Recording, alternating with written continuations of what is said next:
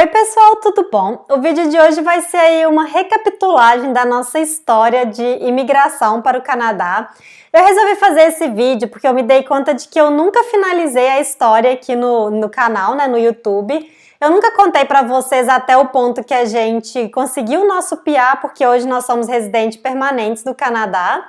E também porque tem muita gente chegando no canal que não conhece a nossa história. Eu achei que seria legal para essas pessoas entenderem como que a gente veio para cá, que tipo de visto, quanto tempo que demorou tudo.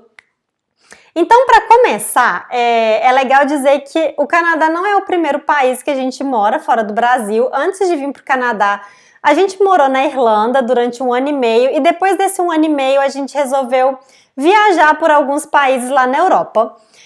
Durante esse período que a gente estava viajando na Europa, nós decidimos que a gente queria tentar imigrar para o Canadá, que a gente queria tentar fazer do Canadá a nossa casa. E aí, quando você decide que você quer imigrar para o Canadá, você tem algumas coisas que você precisa começar a pensar. A primeira delas é, você quer imigrar, mas qual será o visto que você vai tentar? Então, a gente pensou sobre isso e a gente decidiu que a melhor opção para a gente seria um de nós dois vir com visto de estudo e o outro com visto de trabalho. Como o Lucas é da área de TI, a gente sabia que ele teria mais oportunidades, né, mais vagas de trabalho do que eu aqui, a gente decidiu que ele seria a pessoa que iria vir para trabalhar e eu seria a pessoa que viria para estudar. Então, com base nisso, na nossa escolha e tal, a gente começou a fazer o nosso planejamento financeiro, que é a segunda coisa, né, que você precisa pensar assim quando você vai migrar, porque são gastos altos. Fazer um college no Canadá é caro, então a gente começou a planejar quanto que a gente precisaria juntar para poder vir para cá e tal. E também a terceira coisa é começar a pensar em fazer o teste de inglês, né, para poder fazer o teste de proficiência do inglês para poder conseguir entrar nessa universidade. Então, como eu seria a pessoa que viria para estudar, eu comecei a estudar para o IELTS. Ainda viajando lá pela Europa, já comecei a criar um plano de ação para poder tirar essa prova, para poder fazer essa prova e conseguir a nota que eu queria, que eu precisava, na verdade. Quando você vai aplicar para um college aqui no Canadá, muitos desses colleges exigem que você tenha essa prova de proficiência, né? Que pode ser o IELTS, o CELP, que é um exame canadense, ou muitas delas aceitam também o TOEFL. Eu escolhi fazer o IELTS, então eu comecei a estudar para essa prova. Eu estudava sempre, arrumei professor particular no iTalk e aí beleza. Durante uns 2, 3 meses eu estudei bastante para o IELTS e quando foi dezembro de 2015, a gente voltou para o Brasil, né? E aí no final de janeiro de 2016 eu fiz essa prova do IELTS lá no Brasil. Fiz a prova, consegui a nota que eu precisava, que era 6,5 para poder entrar no college. Eu já tinha decidido qual college que eu queria fazer e qual curso que eu queria fazer, que no caso era Multimedia Design Development na Humber College, lá em Toronto. E para esse curso, para esse college, eu precisava desses 6,5. Então, consegui a nota, apliquei para a Humber, né? Apliquei para esse curso. Eles me aceitaram para esse curso, me enviaram a carta de aceitação e com essa carta de aceitação em mãos, a gente aplicou para o nosso visto, né? Eu apliquei para o meu visto de estudo. Para você aplicar para o visto de estudo aqui no Canadá, você precisa de uma carta de aceitação de alguma instituição canadense. Então, por isso que eu tive que esperar. Aí aplicamos para nosso visto aqui. Fomos aprovados para o visto de estudo. Como eu vinha com visto de estudo, eu consegui o visto de trabalho para o Lucas, né? E quando foi, então, em julho de 2016, nós viemos para o Canadá. O curso que eu escolhi fazer era de 2 anos, então, durante 2016, 17, parte de 18, eu passei esse tempo estudando. E o Lucas trabalhando, ele trabalhou em várias empresas aqui no Canadá, na área de TI e tal. Inclusive, se vocês quiserem vídeo falando sobre essa área, né, de TI, enfim, já tem vídeo aqui no canal, mas hoje em dia ele tem muito mais informação que ele poderia passar. Me avisa que, inclusive, ele trabalhou já em alguns dos trabalhos que ele, né, passou. Ele ajudava a contratar pessoas, né, para o time dele e tal, então é uma coisa bem legal de se falar, então deixa aqui se vocês têm interesse nesse vídeo. Então foi isso, estudei até 2018, Para poder finalizar o meu curso na Humber, eu precisava achar um estágio, fazer um estágio.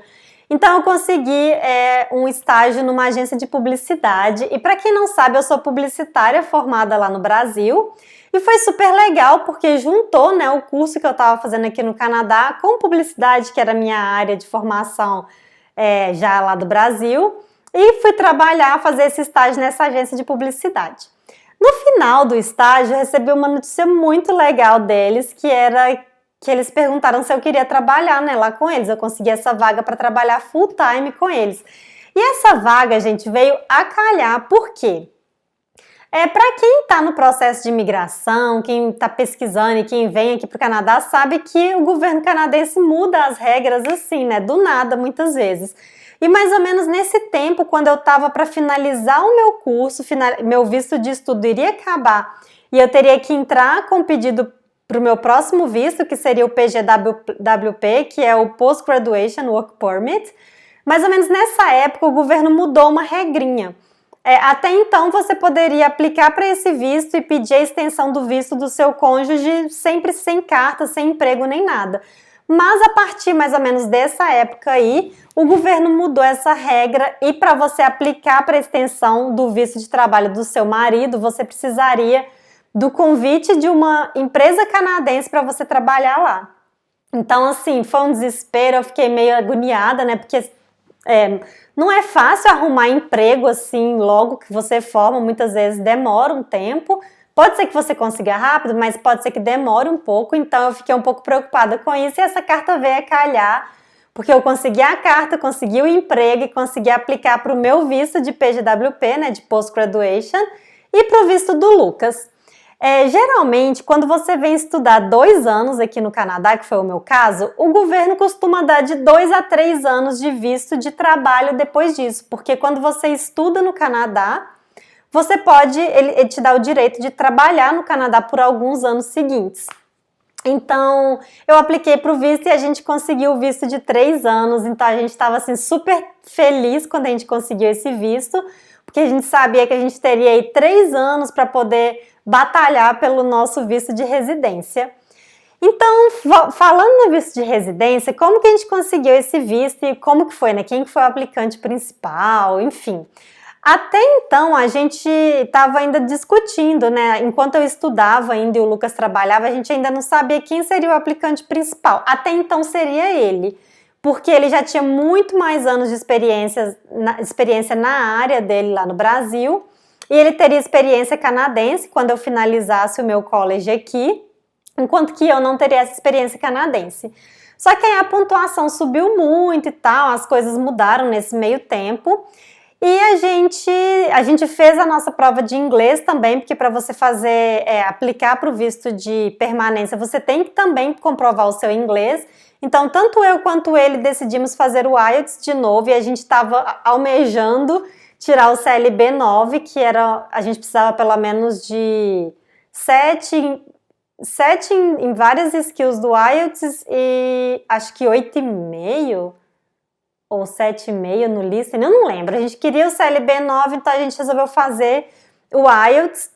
Não conseguimos o CLB 9, então a gente resolveu fazer o CELP, que é o exame canadense. Conseguimos um CLB um pouco maior, mas ainda assim não foi o 9. A gente precisava do 9 para aplicar logo para conseguir o visto de permanência. Como a gente não conseguiu o 9 e a nossa pontuação ainda não estava boa o suficiente, a gente só parou e pensou assim, só falando aqui que toda vez que eu faço prova de inglês eu fico extremamente ansiosa, então eu tive crises de ansiedade e aí eu pensei que eu não queria passar por isso mais e aí já com visto, né, do PGWP em mãos, eu pensei assim, nós pensamos, né, vamos deixar essa coisa da prova para lá, vamos desencanar disso, a gente tem 3 anos aí ainda para poder conseguir o nosso visto de permanência.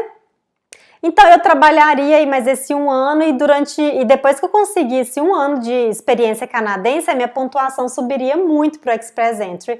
Então foi o que a gente resolveu fazer. Em 2018 a gente falou assim, vamos viver nossa vida, vamos curtir, vamos aproveitar o nosso visto que a gente tem agora, a gente trabalha e tal, e quando eu finalizar esse 1 ano a gente aplica. E foi o que eu fiz quando eu finalizei 1 ano de trabalho lá na agência. a minha pontuação subiu, né? Então eu pude aplicar para o nosso visto de permanência e aí uma nova aventura começou. Por quê, gente? Eu, muito esperta, muito inteligente, fiz o quê? Fiz a minha aplicação errada. Eu tinha, no Brasil, a minha experiência do Brasil, né, uma delas era como PJ.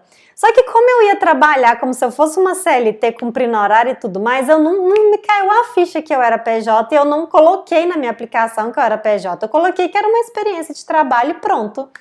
Só que quando eu recebi o convite, eu fui separar os documentos para poder mandar a minha aplicação. Um dos documentos que eles pediam para provar a sua experiência no Brasil era contra-cheque. E eu tô assim, gente, eu não tenho contra-cheque, porque eu não recebia contra-cheque, porque eu era PJ. Aí o que aconteceu? Eu tive que negar o convite que o governo me fez, porque senão eu correria o risco deles reclamarem, né? Porque eu preenchi errado, enfim, sei lá, como se eu tivesse mentido. Então eu resolvi negar e a gente pensou assim, não, beleza, a gente nega aí, mas no próximo round aí de invitation, na próxima vez que eles chamarem, a gente vai ser chamado de novo, porque a gente já tem a nota. E aí que a gente se enganou, porque na próxima rodada, né, de convites, o governo canadense decidiu que eles iam chamar só um outro tipo de perfil de aplicantes, que era um perfil que tinha uma nota bem mais baixa, que geralmente é de construção, enfim, outros tipos de trabalho. E por conta disso acumulou, né, um monte de gente que teria sido convidado nesse round. E aí, nesse grupo de convites, e aí os próximos convites, a nota estava altíssima, muito maior que a minha nota. Eu tinha 460, eles estavam chamando 485 e tal. E aí foi aquele desespero, passaram várias semanas, meses e nada de chamar a gente de novo. E eu pensava, meu Deus, o que eu fiz da minha vida? Mas ocasionalmente a nota baixou. E a gente foi chamado numa rodada que foi 460. 460 foi a nota de corte e a minha nota era 460. Então fomos chamados, juntamos nossos documentos, aplicamos para o nosso PR. A gente foi convidado mais ou menos, se não me engano, tipo maio de 2019, eu acho, maio, junho. E a gente foi aplicar em agosto de 2019, que a gente enviou todos os documentos, ou agosto de 2019. Porque a gente tem 3 meses, né? Então, junho, julho, agosto. Eu acho que a gente foi convidado em junho e aplicamos em agosto, porque, enfim, todo o tempo aí de poder tirar alguns documentos que a gente ainda não tinha. E aí a gente foi convidado não, a gente foi aprovado para o nosso PR em janeiro de 2020, esse ano. Então, desde janeiro agora a gente tem o nosso PR. E aí foi isso, gente. Então, o tempo que a gente demorou entre decidir migrar e até conseguir o nosso PR a gente decidiu vir em 2015. E a gente conseguiu o nosso PR em 2020. Então foi mais ou menos 4, 5 anos esse processo inteiro. Desde que a gente chegou no Canadá até o nosso PR se passaram 3 anos e meio. Então foram 3 anos e meio vivendo aqui com visto de estudo e de trabalho até a gente conseguir o nosso PR, mas hoje nós somos PR. Estamos muito felizes e por isso decidimos morar numa cidade que não é Toronto. Mentira. Enfim, agora que a gente tem mais essa tranquilidade, a gente resolveu testar, experimentar outras coisas aqui, né? Que no caso seria mudar de cidade. Mas aí é isso, gente. Essa é a nossa história. Essa foi a nossa história, nossa trajetória para emigrar para o Canadá. Eu espero que vocês tenham curtido acompanhar aí comigo. Se você ainda não conhecia a minha história, agora você conhece.